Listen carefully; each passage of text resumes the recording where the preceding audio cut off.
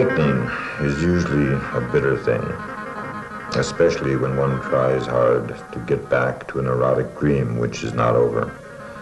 But this seldom succeeds. Everyone dreams, more or less, but few people trust themselves to relate or present their dreams, as they are inhibited from making public their perverse thoughts.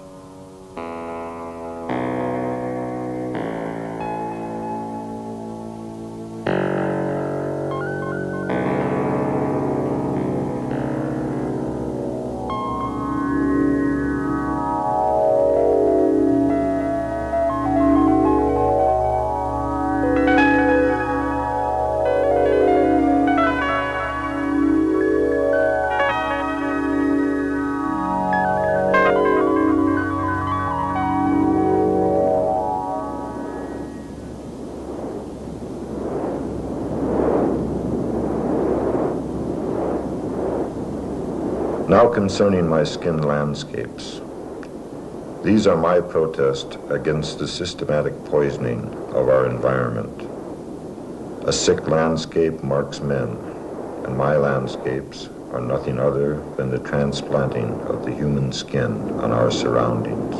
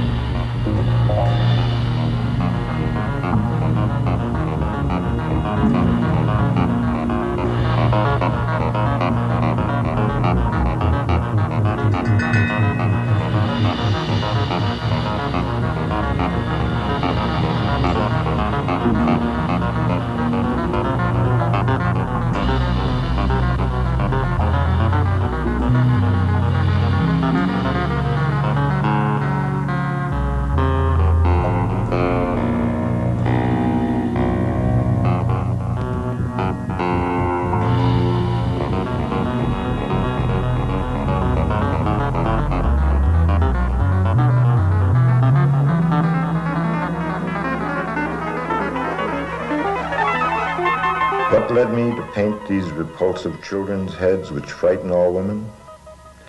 What scares me most is overpopulation with all its horrifying side effects such as epidemics, mass hysteria, famine, and total environment destruction. For me, the greatest criminals against mankind are those who, with the help of religion or false ethics, forbid the pill, prevent abortions, and hinder old people from dying.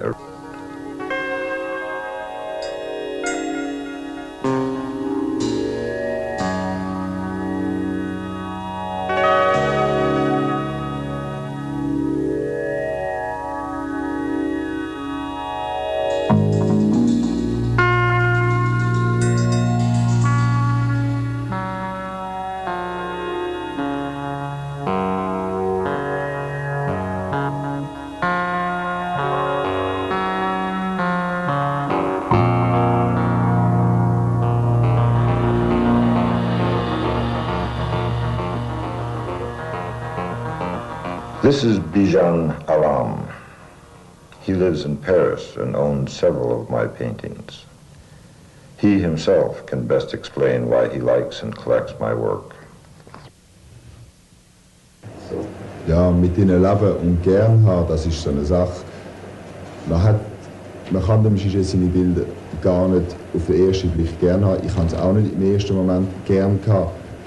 Aber es hat eine gewisse Wahrheit in mir Well, it's a strange thing to live with these pictures and like them. One can't be attracted to these images of Giger at first sight.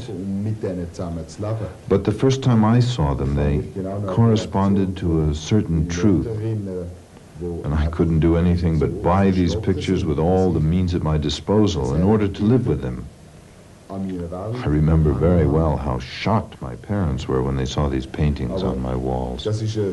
normale Reaktion. But these pictures are not only a psychograph of the artist, they also have a secret, hidden beauty to which I am sensitive. Sie haben in sich eine ganz verborgene, geheime Schönheit, deren ich einfach empfindlich bin. Und wenn man mit seinen Bildern lebt, merkt man, dass sie über das hinweggehen, als sie offensichtlich darstellen sollten für die anderen.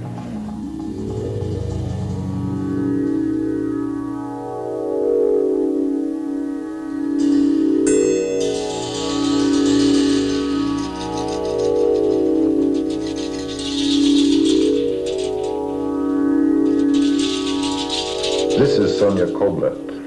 She owns a very beautiful painting of mine. Ich habe das Bild gekauft, weil ich schon von Kind her eine Vorliebe für Surrealisten. I bought this picture because even as a child I prefer surrealists, and I have followed Giger's career for a long time. I am fascinated by his technique.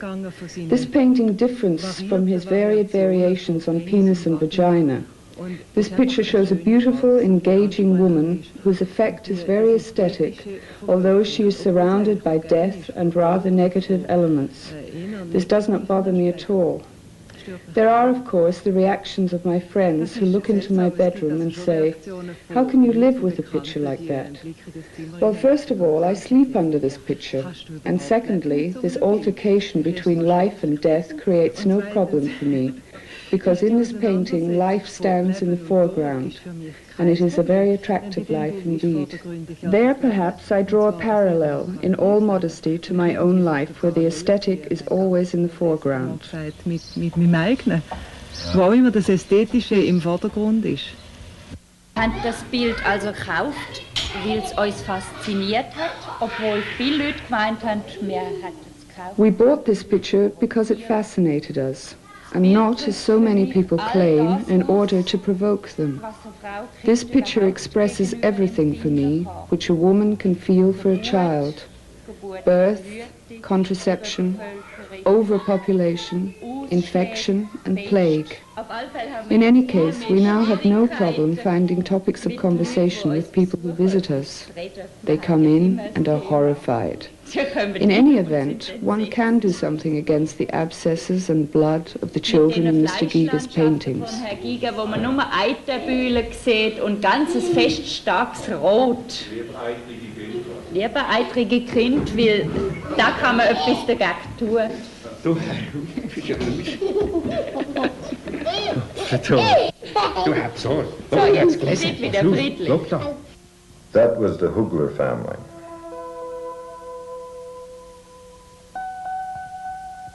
I live here outside Zurich in a small row house which belongs to me.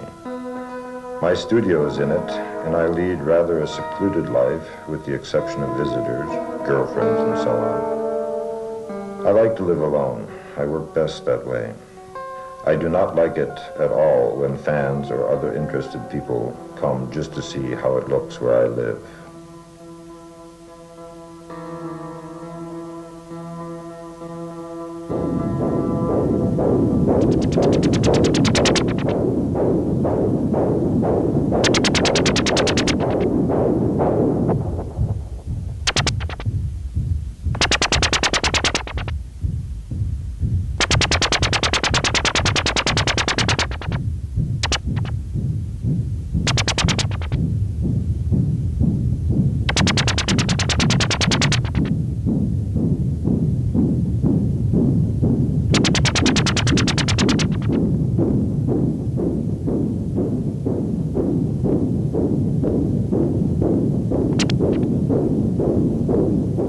Weapons have always fascinated me.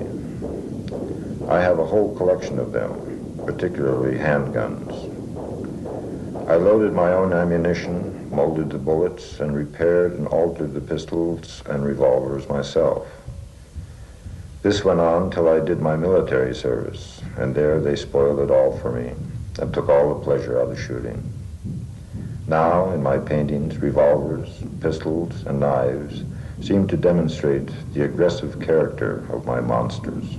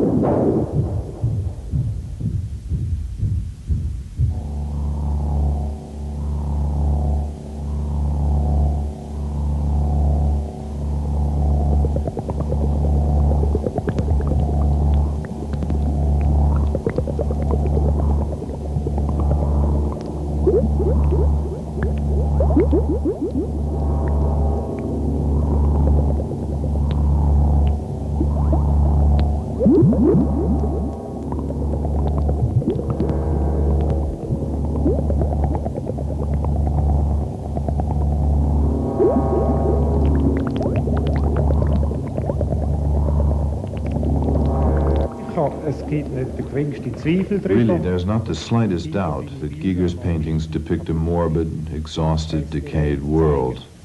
But Giger, therefore, need not be decadent. That his pictures could turn out that way has more to do with the way our world is today.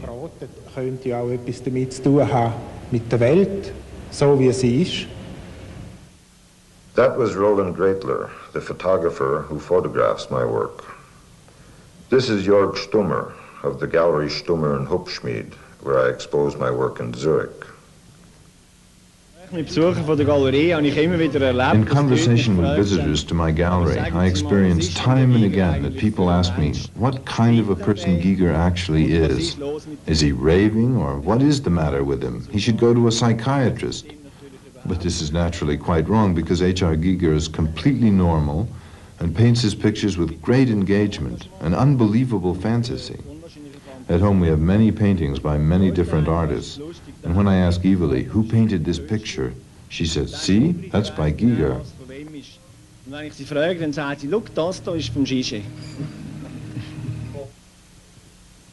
This is Sergius Golovin, writer and researcher of myths.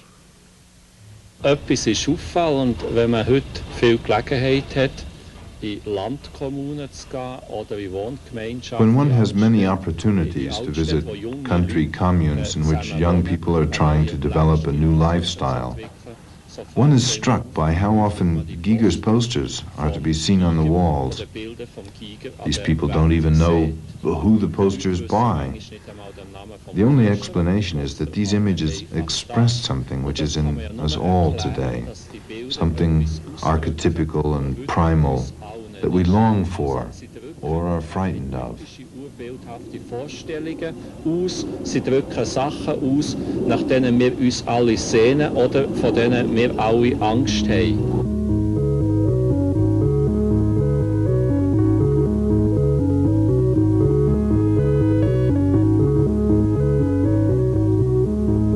I repeatedly think when I show these pictures to my mother and father, they will be frightened to death. It's odd that I always ask, in spite of my freedom, what do my parents think of me when I paint pictures like this? But as I am their child, it is actually quite natural. What I do must come from somewhere.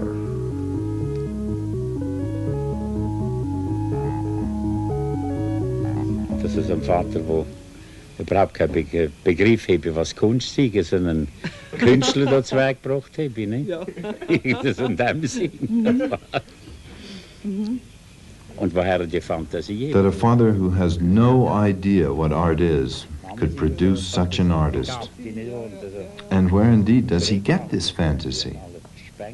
From the mother, of course. The mother has such a talent for fantasy, and so nervous she sees ghosts and such things, or perhaps not yet.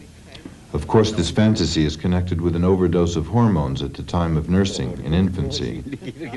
When they started testing these products, it didn't come from mother's milk alone. Beruht effektiv auf einer Überdosierung von Hormonen im Säuglingsalter, nicht wahr? Wo man die Sache erst ausprobiert hat, nicht? Und von der Muttermilch allein kommt es nicht.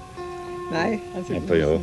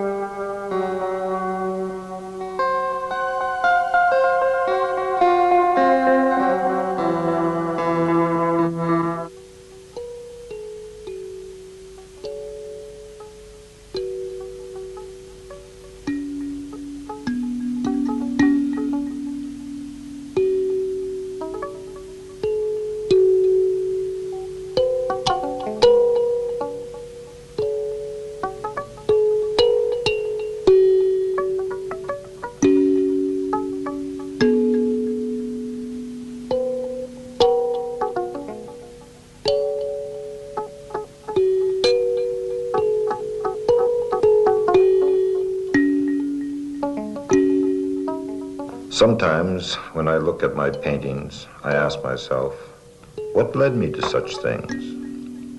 For example, these strapped-in children who have to play Indians. Children often have to play roles, probably because their parents wanted it that way. Duress of this kind in youth follows you into old age. I still remember very well how my mother packed me up in a kind of overall, which closed with a lot of buttons or a zipper at the back. This caused difficulties when I had to go to the toilet. I despaired when I realized I could not shit and piss at the same time because the construction of my suit only allowed one of these activities at a time.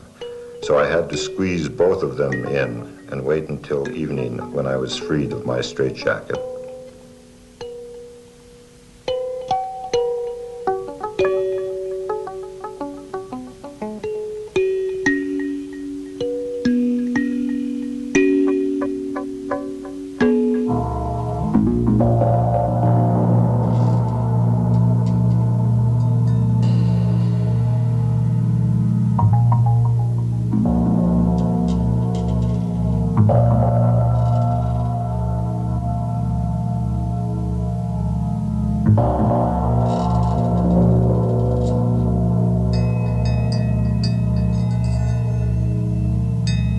Among the elements which repeatedly appear in my paintings, it is above all the worms and the snakes which horrify me most.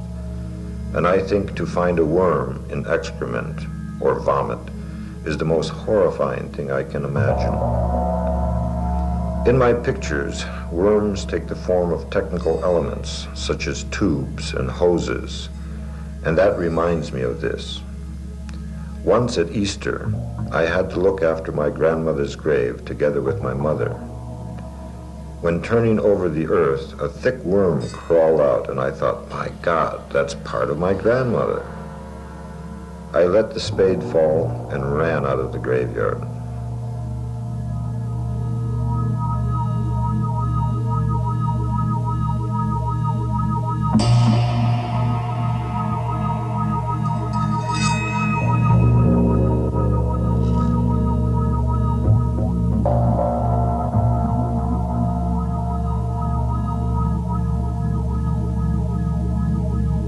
My pictures exhibit a color scale of white, brown, gray. Actually, a very unhealthy, gloomy, pale world. An inner world in which the colors have rotting innards, sprouting potatoes, and decaying corpses. On the other hand, I love nature very much, the sun, the woods, and the mountains.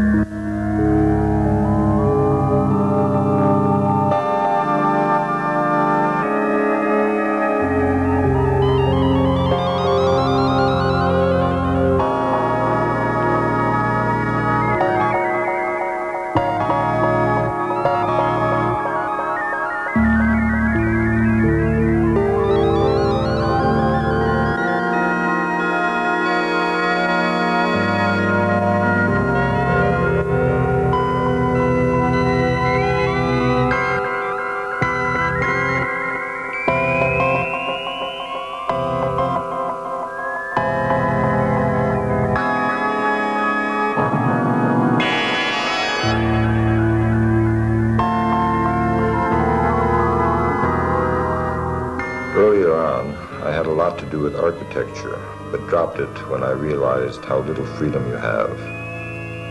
Then I went over to interior architecture, to industrial design, but gave that up too, because you have to adapt yourself to human proportions. So I began to paint my architecture and inventions, and today I get it off on a two-dimensional surface.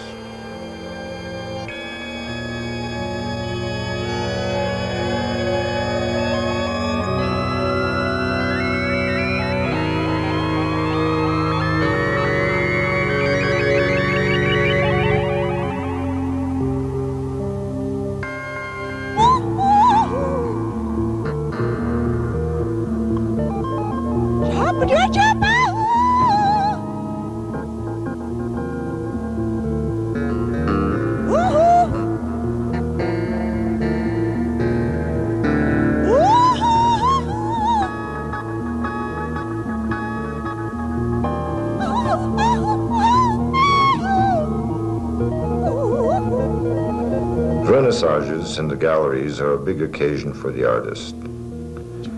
At last, he has the opportunity to show his work. He hopes a lot of people will come and admire it. The people come, drink the wine, glance at the pictures now and again for politeness' sake. People meet and want to be seen. For me, these events are always a little depressing. I pour out my entire inner life for them, vomit myself empty, and what do I get out of it? At the most, a look at a few beautiful women. That is the only thing which interests me on such occasions. That's why I prefer to exhibit with other artists, where everyone shows 2 or 3 pieces. Then you are not forced to admire your own work.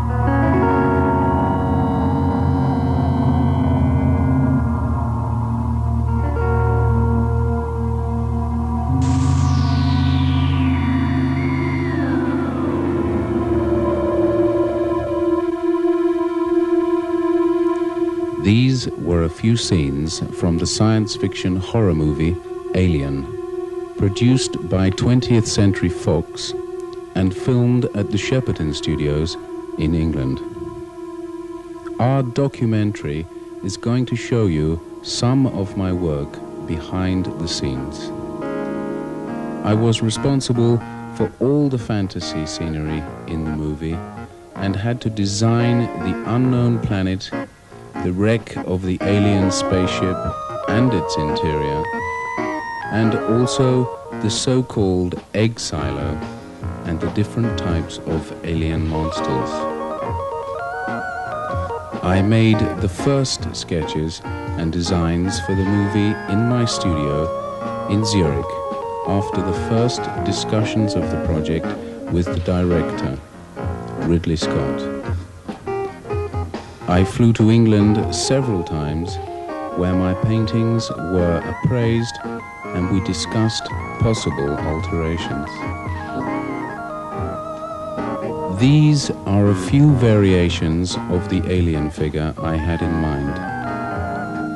They all emerged out of my personal visual world, which I call biomechanical.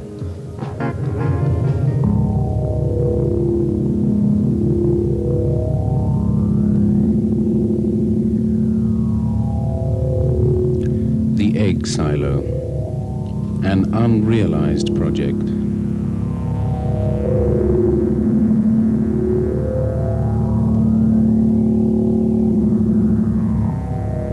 The landscape of the unknown planet.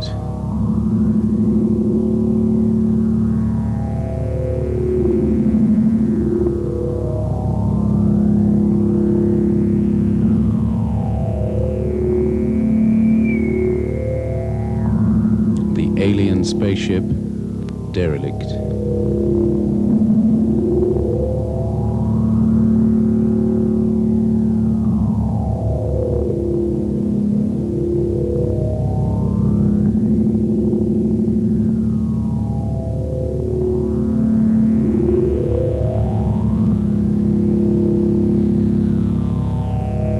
Details and structure of the derelict.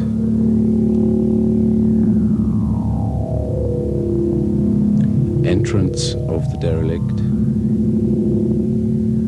Passage in the derelict. Cockpit with the remains of the unknown being who was her pilot.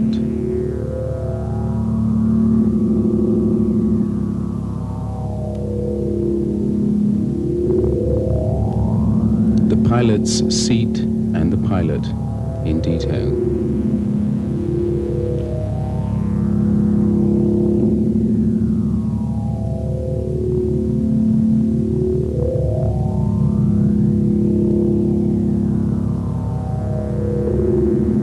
Shaft with a membrane.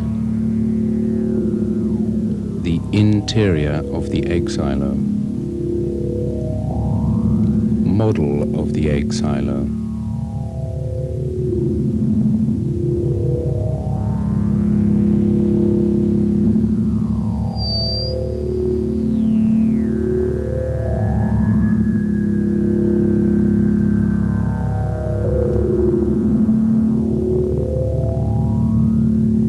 At Bray Studios, a group of specialists are making the models we needed for the special effects scenes.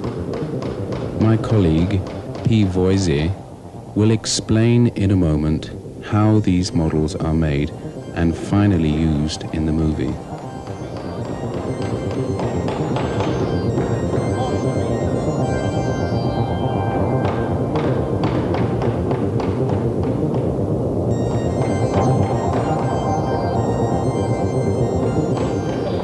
The advantage of using plasticine is we can bed pieces of plastic pipe into the plasticine and it holds quite well.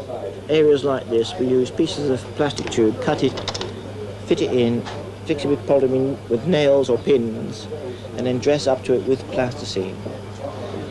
This is being painted at the moment somewhere, so it'll be finished off later. the more areas in here. We can cut into the polystyrene, we can cut through.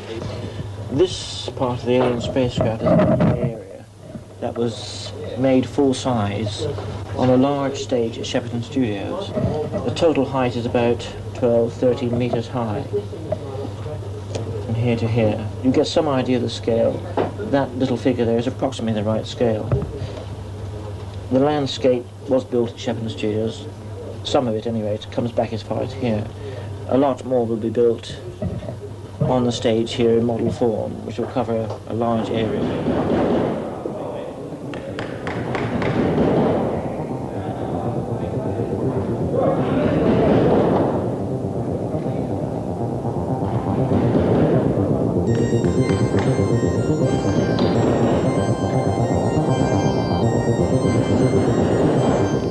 Now we're inside Shepperton Studios, where movies like The Omen, Superman, and parts of Star Wars were filmed. Science fiction scenery is usually set up in huge studios called stages. Here, the models are built in their original size for the shooting of the scenes, corresponding exactly to the previous design. The basic construction of the scenery begins with steel tubes and wood. Then the supports are covered with wire netting and finally with sacking soaked in plaster. To work out the final structure, we spread a mixture of dyed plaster and a gritty substance over the finished shapes with a mason's trowel. The more complex shapes are cut out of foam rubber and glued on. The general feeling here is really good, and it's agreeable to work with these people.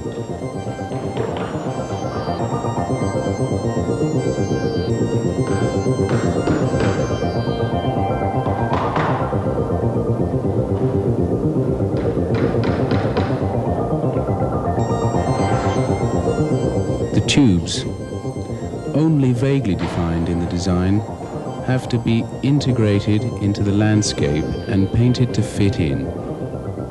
Through the use of different smoke and water effects, the final decor achieves a really mystic atmosphere and is presented as follows.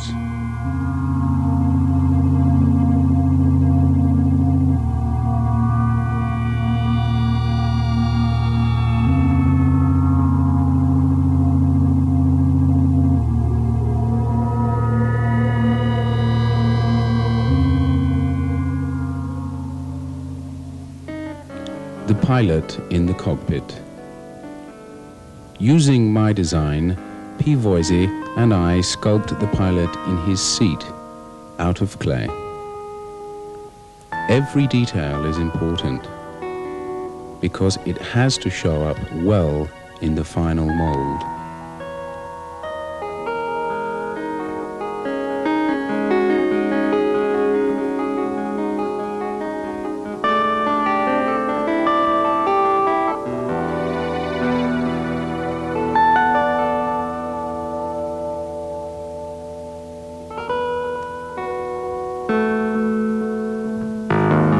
The next step is the job for the plaster casting team, who have to make a mold from this figure.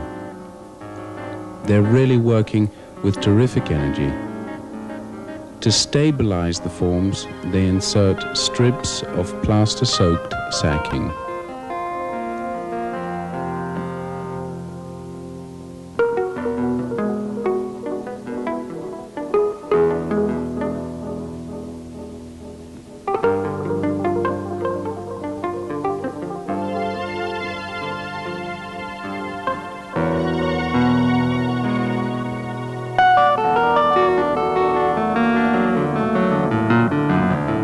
The hardened molds have to be carefully removed and all clay residue cleaned off to guarantee a perfect resin casting.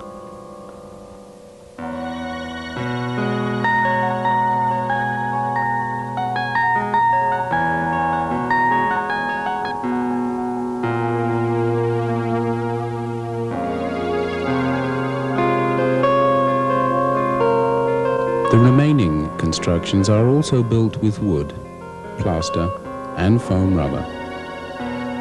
This man is carving out these technical-looking trimmings with a lot of patience and skill. To create a homogeneous effect of the sculpture, I'm painting parts of it with a transparent sepia color. We have to use a crane attached to the ceiling to place the pilot, which was built separately, into the right position. The work has now progressed so far that it needs only a few cosmetic touch-ups to be ready for shooting time tomorrow.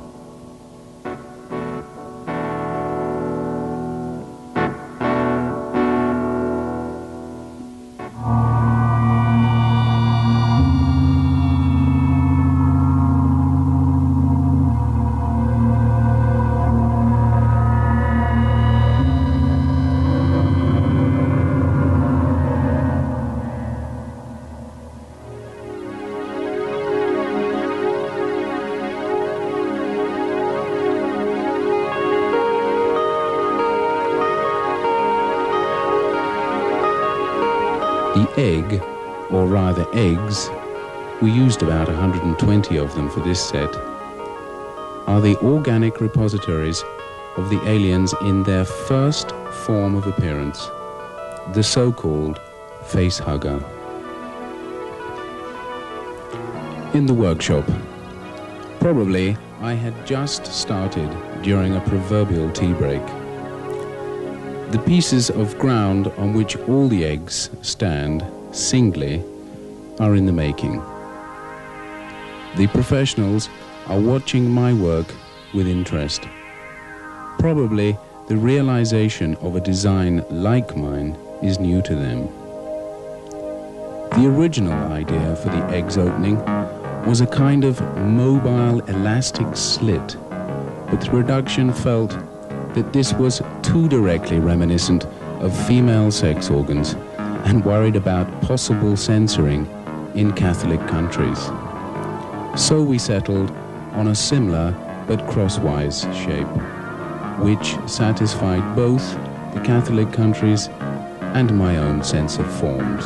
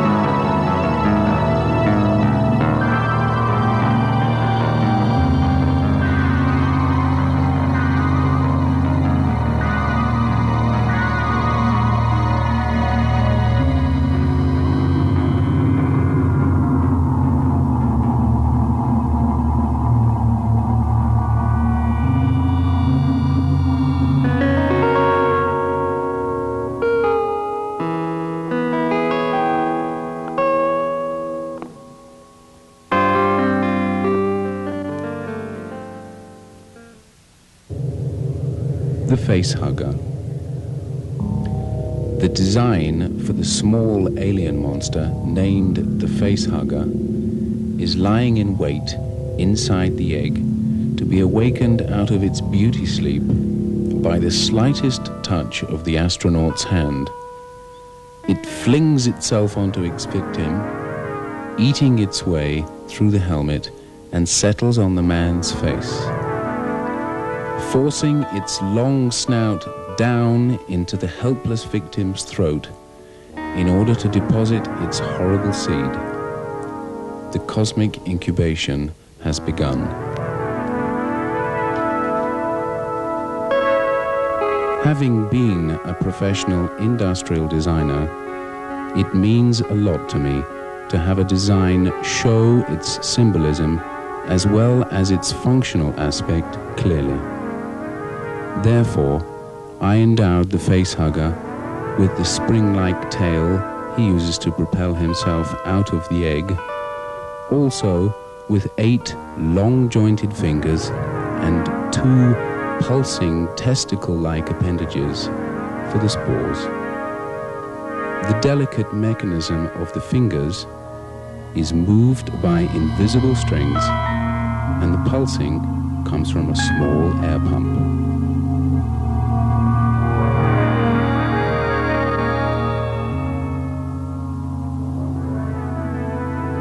Interview with director Ridley Scott. When was the first time you saw Giger's work? Well, I'd never come across Giger's work at all. I'd been vaguely aware, once I'd seen it, of some artwork I'd seen earlier for a record sleeve, I think. Brain salad surgery, right? And it wasn't until I got to Los Angeles and I then knew I was going to be involved in the film. The thing about all these films, all monster films, or whatever you'd like to call it, is that the danger is how on earth are you going to finally do it? How are you going to make it, okay? And so that was one of the big concerns about how on earth it was going to be carried out, who was going to actually design it, create it. And I was shown the book, Necronomicon, okay, in Los Angeles, in fact by O'Bannon, who brought it in. And I nearly fell off the desk, said, that's it, and why look farther?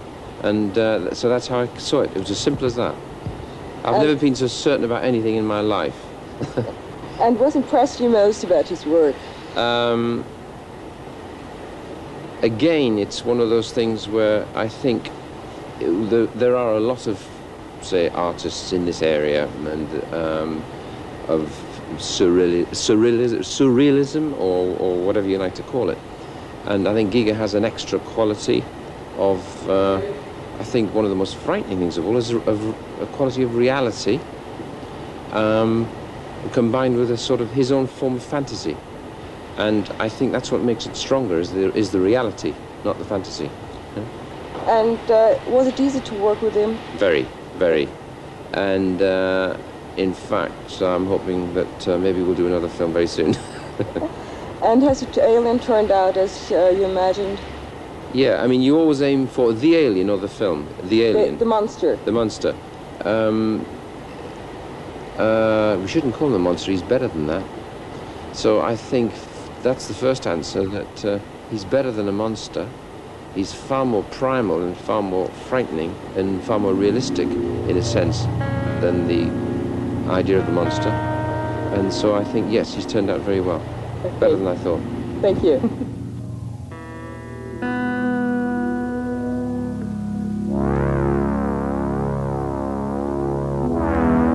My suggestions for the adult alien was generally approved by everyone. The task of designing an elegant insectoid being that has nothing in common with the usual clumsy film monsters was solved. But we came to the conclusion that a creature without eyes, driven by instinct alone, would be far more frightening. That's why I painted a second version of the alien, which has no eyes. It's a lot easier to put down a fantasy in a painting than to translate such a creation into a costume that can be worn by a man.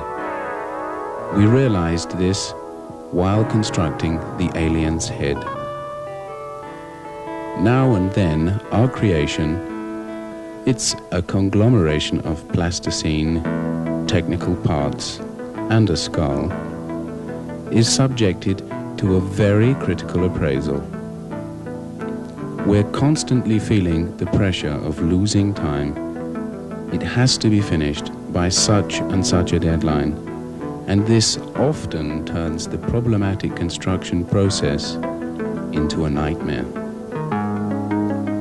Finally, we've solved the technical problem. The rubber mold of the alien's head is lying ready for casting in the plaster shop. The mold is filled out with bits of fiberglass matting, and then daubed with polyester-soaked brushes according to form. The head, now it's finally dried, has to be peeled out very carefully to prevent the delicate elements from breaking off. 5 of these heads were made.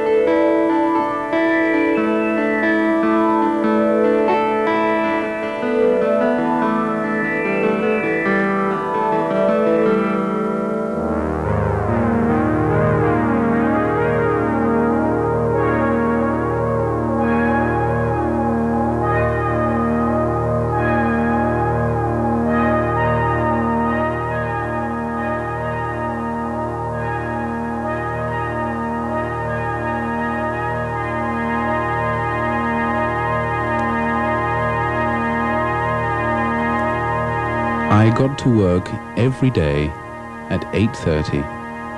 My studio's in B stage. 2 wooden partitions soon became an attraction for my co-workers' friends and families.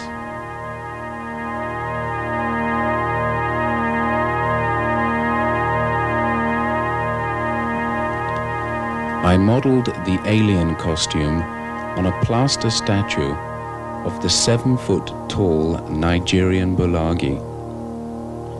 It's laborious, intricate work to fit on layer after layer of plasticine, to add in tubes, cables, vertebrae of snakes, and so on, in order to finally see the biomechanical alien from my imagination standing in front of me.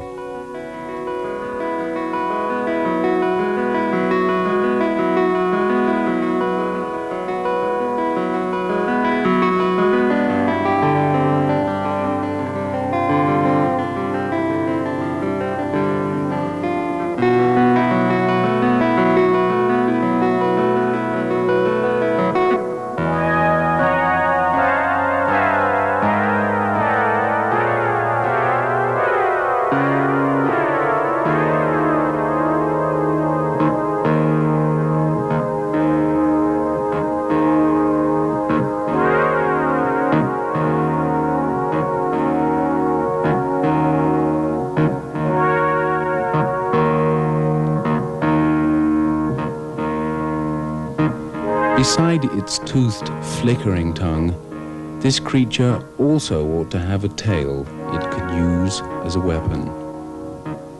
For this, I am using an animal vertebrae which appears to be flexible enough.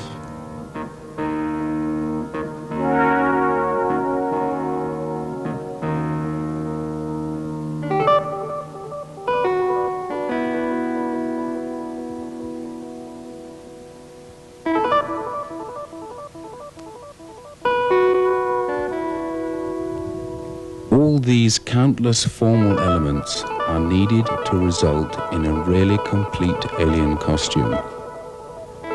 In the monster manufacturing department, my co-workers are brushing layer after layer of fluid latex rubber into these molds day after day, so that they can finally extract the fruits of their work.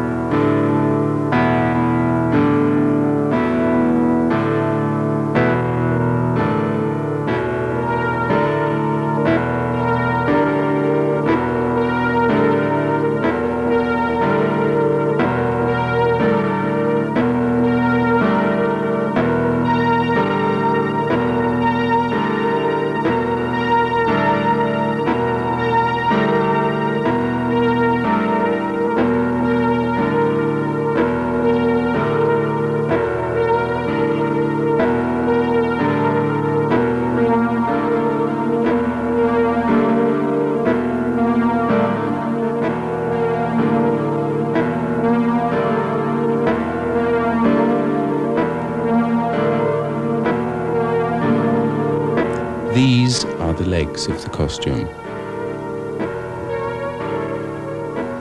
For a perfect fit, a bit of artistic tailoring is called for. Now my job is to join together the different parts in terms of the structures and colors, so that the audience won't see a costume, but a convincing, realistic being.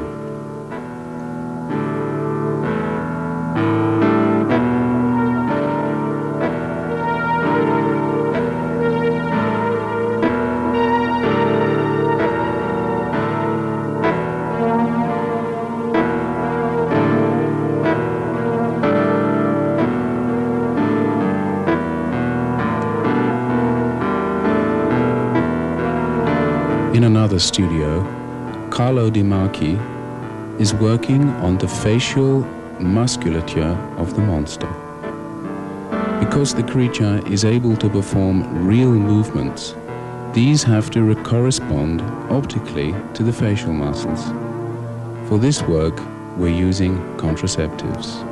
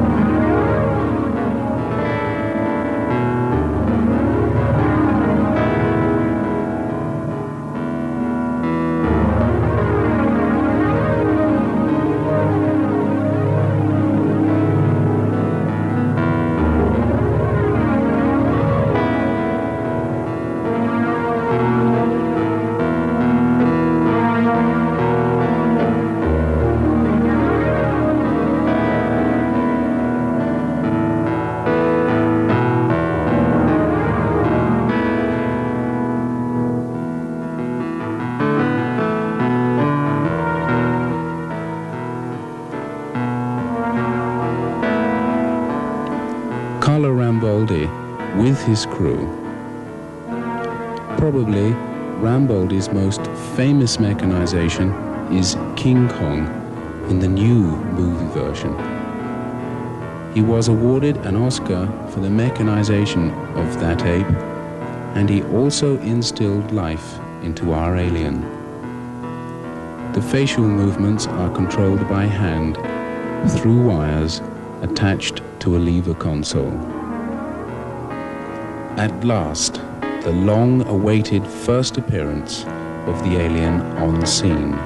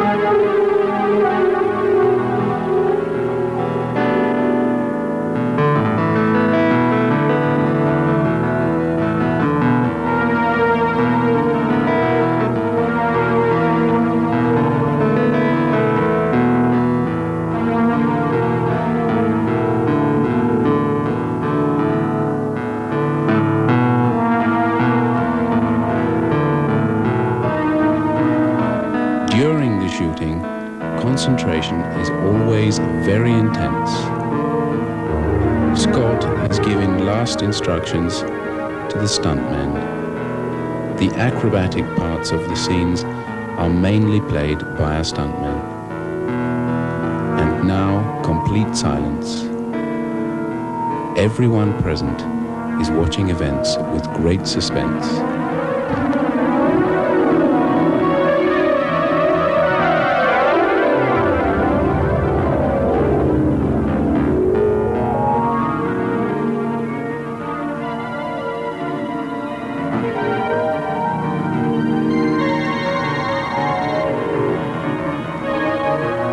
After the scene is shot and complete, everything gets torn down rather brutally and thrown away. You really have to be a seasoned professional to stand this sight without feeling some nostalgia. The next producer is already waiting at the door with his contract.